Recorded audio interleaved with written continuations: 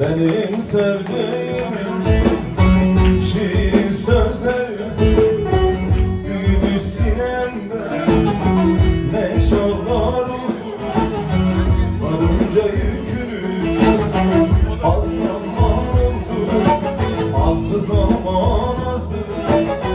Ne çalar oldu yar Ali yar Ali, ne çalar oldu bir yapir yapir gülüm. Ne çalar oldu ya Hızır ya Hızır ya Hızır, ne çalar oldu yapir yapir yapir gülüm.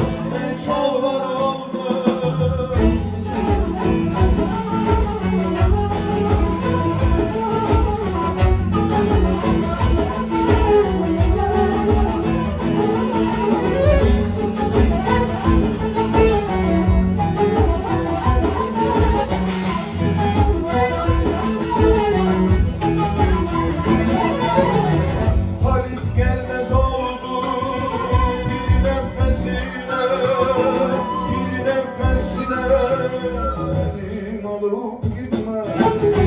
Oldu yasına dağlar sindi tepeler gölgesine, büyüdü tepeler ne dağlar oldu ya Hızır ya Hızır ya Hızır, ne dağlar oldu yapir yapir yapir, ne dağlar oldu ya Hızır ya Hızır ya Hızır, ne dağlar oldu.